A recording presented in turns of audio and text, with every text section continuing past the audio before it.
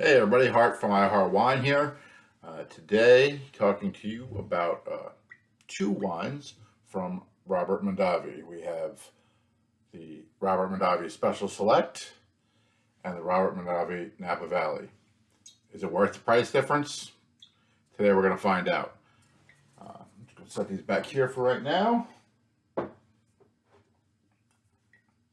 Let's just cover Robert Mondavi real quick and who he is and uh, some confusion about the Robert Mondavi name, or the Mondavi name, I should say. So, in 1966, Robert Mondavi has a fight with his brother, punches him in the face. His parents at the time owned the Charles Krug winery, what is by some considered to be the oldest winery in Napa Valley. So his parents own that. Him and his brother have a fight. Brother convinces mom to kick Robert out. So Robert's out of the family. Um, Robert vows he's going to go make some of the best wine in Napa Valley, and storms off, basically. Never to really agree again. I guess they did a couple things later on in life. So that's Robert and Peter. So sometimes you see the CK Mondavi brand, you see the Charles Krug brand with the Mondavi name attached to it occasionally. That's his brother, the rest of the family. Uh, Again, after his fight, out. So he went off to do his own thing. Happened to stumble upon what is maybe the most iconic winery in all of Napa Valley. He started the Robert Mondavi Winery, and right behind that happened to be the Tokalan AVA, what is now an AVA separate unto itself. Um, just an amazing plot of land where some of the best uh, fruit in the entire Napa Valley come from. So, you want to call it luck, coincidence? He really did start making some of the best wines in Napa Valley in 1966. Ton of other famous winemakers have come through his winery. Arrowwood, the name that you know, Mr. Arrowwood was one of his winemakers at one point in time. There are a few others that you would know. The people from Stag's Leap worked for Robert Mondavi at one point in time. Um, and then, again, so he's making great wine. He went out and started a partnership with Baron Rothschild from France to make Opus One. Probably, it comes out every year, but maybe one of the better yearly wines that you're going to see all the time. Um, Pretty expensive. Usually comes out around Christmas time. Really makes a nice gift if you're thinking about getting me something. Okay. Although honestly, maybe not as good as it used to be. The Mondavi brand in general was bought. The Robert Mondavi brand, again, not Peter Mondavi, was bought by Constellation Brands quite a few years ago now. A lot of people would say things have slipped since then.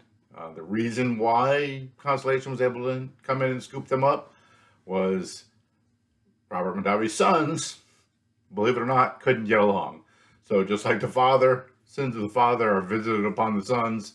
Sons couldn't get along either. They had some disagreements as to which direction the winery should go. Started focusing on a lot of cheaper value products.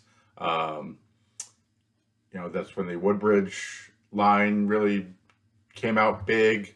The Private Select we're talking about today became a big brand for them, and they really started focusing on the more value oriented products, and what they call their lifestyle brands instead of their luxury brands. So they took on a lot of debt because of all that, and allowed Constellation to kind of come in and scoop them up. Um, you know, and again, Constellation, if you're at all familiar with Constellation, there are also people who own Corona and Modelo and a lot of other products. And if you heard me talk about it, I don't think they're necessarily a good thing for the wine market in general. It may be a little too early to see if that ends up being true, but that's sort of my early personal opinion that they've kind of scooped up everything and kind of make everything in the way of Coca-Cola, which is just not how wine should be made. All right, there's my little lecture on Mondavi in general. Um, let's get right into the tasting then. All right, so we'll start with the Robert Mondavi Private Select Cabernet. Okay, both these wines are 2018. Okay, so that's the Private Select. You probably see this just about everywhere. Um, Recently took a price increase, so you're probably seeing it around $8.99, maybe $9.99. I know some places are up to like $11.99. Don't pay that much for this. Um, it is in my store, Triple B Liquors, $8.99 currently. All right, I'm gonna pour a little more in here just to top myself off a little bit. All right.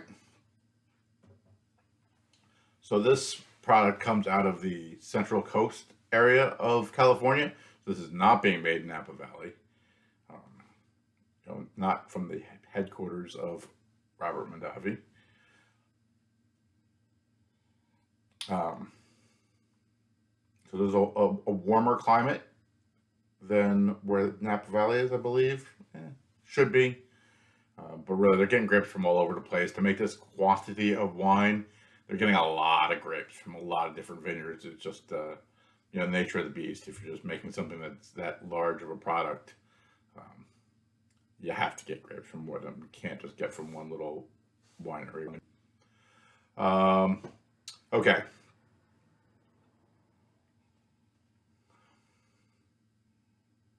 So, aroma, it's like a cherry vanilla aroma, and vanilla is what I call a fake oak smell. It's probably not really fake oak, but I'll just tell you more about that in a second.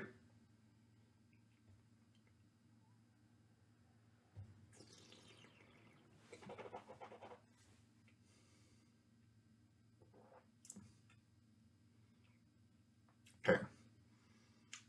Definitely sharp, some sharp tannins on the tongue, on the finish especially. Um, Starts off pretty soft, no problem. It just finishes with a real grippy feel. Um, so when I was saying oak, fake oak, what they end up using is some spools or some chips or just some staves from barrels. Um, Oak barrels are very expensive. Oak barrels, French oak barrels, can run up to, I believe, up to around $2,000 nowadays, and you get 240 bottles out of a barrel. You divide that up, that's like $8 a bottle, just in barrel cost.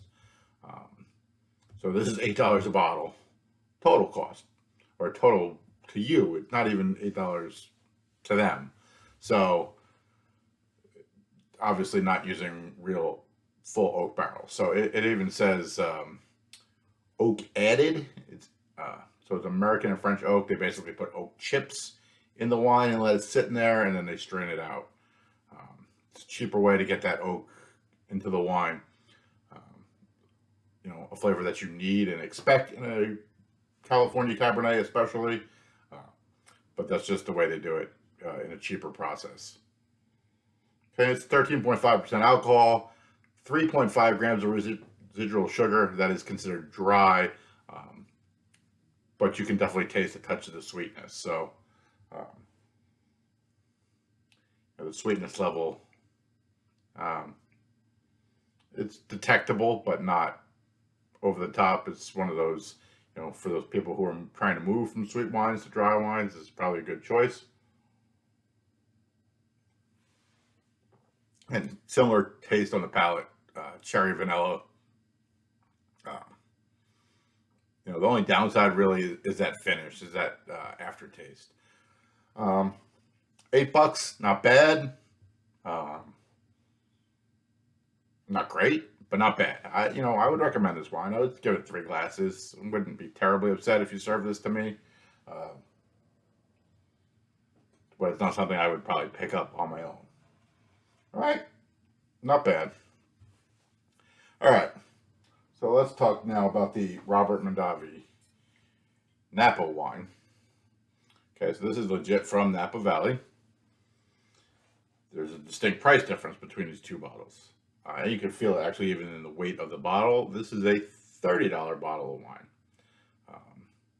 Maybe even a little more depending on where you are.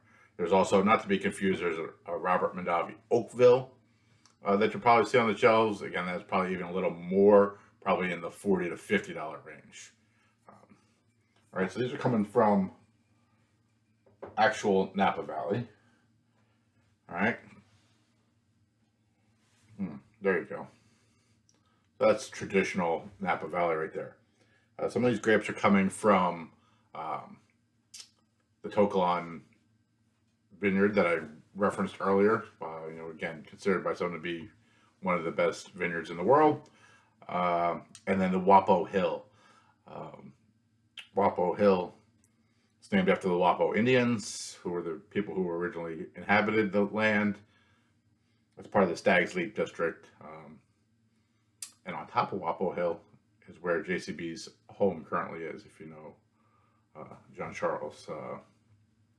It's an awesome house. I have some pictures up on Instagram of his home when I was there back in last February, if you're interested. And it was originally Robert Mondavi's home. That's where, JCB bought it from, Robert Mondavi.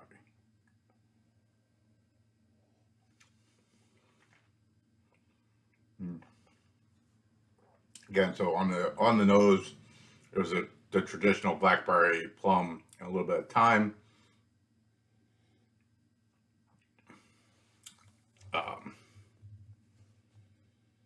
Very juicy. It's a juicy California Napa Cab. You can definitely tell as soon as you taste this. This is a Napa Cabernet.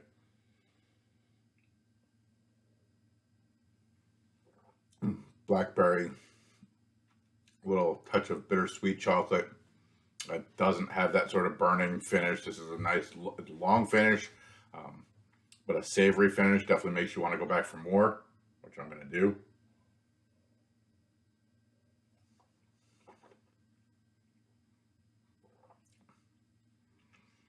And maybe just a touch of eucalyptus or mint on the finish.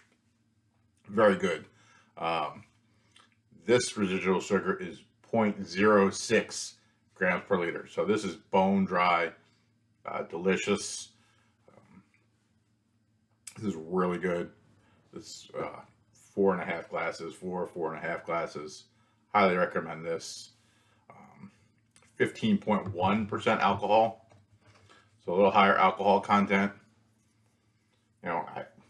But this is not bad. I don't want to discourage you. If this is your bottle of wine, if this is what you prefer to drink, this is your daily drinker. I understand that's not my daily drinker either.